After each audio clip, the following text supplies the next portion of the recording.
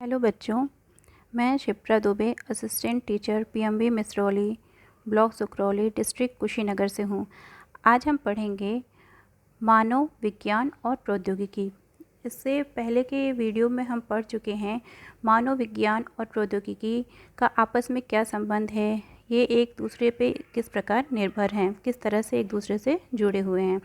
आज हम पढ़ेंगे विज्ञान और प्रौद्योगिकी के विकास से विभिन्न क्षेत्रों में क्रांतिकारी परिवर्तन। अब ये विभिन्न क्षेत्र कौन कौन से क्षेत्र हैं? औद्योगिक क्षेत्र यानी उद्योग से संबंधित, जनसंचार क्षेत्र में क्रांति यानी जनसंचार से संबंधित क्षेत्र में क्या परिवर्तन आया है, कृषि, ईंधन, चिकित्सा, राष्ट्रीय सुरक्षा एवं युद्ध। सबसे पहले हम पढ़ेंगे औद्योगिक क्रांति के बारे में।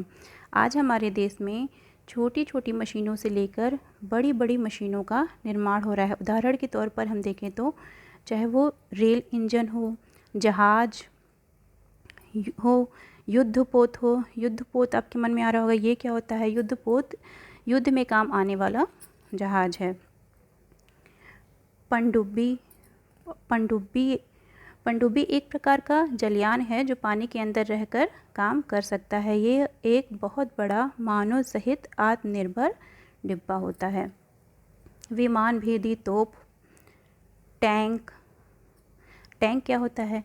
इसे कवचयान भी कह सकते हैं, या टैंक एक प्रकार का कवचित स्वचालित अपना मार्ग अपने आप बनाने तथा युद्ध में काम आने वाला ऐसा वाहन है जिससे गोलाबारी भी की जा सकती है। युद्ध क्षेत्र में शत्रु की गोलाबारी के बीच भी यह बिना रुकावट आगे बढ़ता हुआ किसी समय तथा स्थान पर शत्रु पर गोलाबारी कर सकता है। टैंक का मुख्य कार्य गोले दागना होता है। लड़ाकू विमान। अब लड़ाकू विमान क्या होता है? लड़ाकू विमान एक ऐसा सैन्य विमान होता है जो किसी अन्य सेना के विमानों के साथ हवा से हवा में लड़ाई करने के लिए उपयोग में लाया जाता है। ऐसे विमान का प्रयोग अमूमन किसी देश की वायुसेना या नौसेना के वायु बेड़े द्वारा होता है। इसके अलावा मनोरंजन के साधनों जैसे रेडियो, टेलीविज़न, इन साधनों के निर्माण में स्वदेशी प्रौद्योगिकी का प्रयोग हो रहा है। अगला हम पढ़ेंगे जनसंचार क्षेत्र में क्रांति। अब संचार क्या होता है? किसी सूचना या जानकारी को दूसरों तक पहुंचाना ही संचार है। इसके माध्यम क्या क्या है? कंप्यूटर, इलेक्ट्रॉनिक डाक सेवा जिसे ईमेल कहते हैं, और इंटरनेट का विकास बहुत तेज़ी से हुआ है। इससे जनसंचार क्षेत्र में क्रांति आ गई है। कंप्यूटर आप लोगों ने देखा होगा। कंप्यूटर का क्या काम होता है? कंप्यूटर एक इलेक्ट्रॉनिक मशीन है जिससे अनेक उपयोगी एवं जटिल कार्य सरलता से संपन्न किए जा सकते हैं। व्यापक स्तर पर कंप्यूटरों का उपयोग रेल आरक्षण, आंकड़ों का रख रखाव, गणना आदि अनेक प्रकार के कार्य करने में किया जा रहा है। इंटरनेट। इंटरनेट क्या होता है? इंटरनेट यह कंप्यूटर की नवीनतम प्रणाली है। विश्व के हजारों छोटे छोटे कंप्यूटर नेटवर्क टेलीफोन लाइन से जोड़ दिए जाते हैं। टेलीफोन लाइन की सहायता से जुड़े कंप्यूटर नेटवर्क को इंटरनेट कहते हैं। इसकी सहायता से हम कमरे में बैठे विश्व के विभिन्न देशों तथा किसी भी विषय से संबंधित सूचनाएं एवं आंकड़े पल भर में प्राप्त कर सकते हैं। जैसे हम और आप अभी एक दूसरे से इंटरनेट के द्वारा जुड़े हुए हैं। कई नवीन पुस्तकें भी पढ़ी जा सकती हैं। ईमेल। ईमेल क्या होता है? इसे इलेक्ट्रॉनिक डाक सेवा भी कहते हैं। यह कंप्यूटर एवं इंटरनेट आधारित संचार की महत्वपूर्ण युक्ति है। इसके द्वारा कृत्रिम उपग्रहों के माध्यम से अन्य देश के कंप्यूटरों को सूचना, संदेश आदि का आदान प्रदान किया जा सकता है। यह एक देश से दूसरे देश को संदेश भेजने का सबसे सस्ता साधन है। मोबाइल। मोबाइल से तो आप सभी परिचित हैं। मोबाइल फ़ोन जिसे स्मार्टफोन भी कहा जाता है, मोबाइल फ़ोन का जनसंचार के क्षेत्र में व्यापक योगदान है।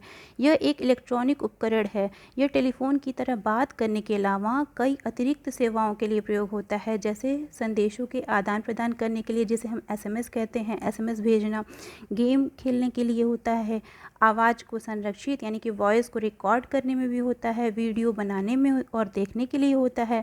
जिस तरीके से आप लोग इसके माध्यम से मैंने जो वीडियो बनाया है इसे आप देख सकते हैं। फ़ोटो खींचने के लिए, अपनी भौगोलिक स्थिति जानने के लिए, जीपीएस, बैंक द्वारा पैसे का हस्तांतरण आदि में इसका प्रयोग होता है।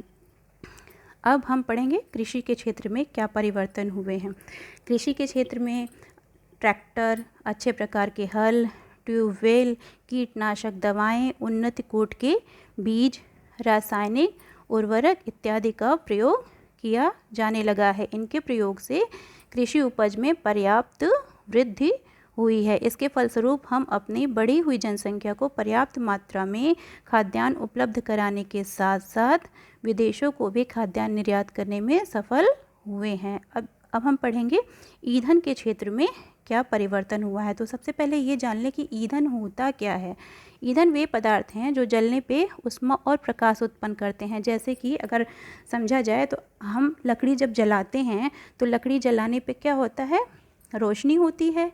उसके अलावा क्या होता है, हमें गर्मी भी मिलती है। तो लकड़ी एक प्रकार का ईंधन है। तो पहले के टाइम में, प्राचीन काल में ईंधन के रूप में जिन चीज़ों का इस्तेमाल करते थे वो थे पेड़ की सूखी पत्तियाँ, गोबर से तैयार उपले, लकड़ी, कोयला, मिट्टी का तेल। इनके प्रयोग में बहुत अधिक श्रम और समय लगता था। वर्तमान समय में ईंधन के रूप में हम पेट्रोल, डीजल, खाना पकाने के लिए एलपीजी सिलेंडर, इसके अलावा सोलर कुकर इत्यादि का प्रयोग करते हैं। तो इस प्रकार काफ़ी ईंधन के क्षेत्र में पहले से भी काफ़ी क्रांतिकारी परिवर्तन आ गए हैं।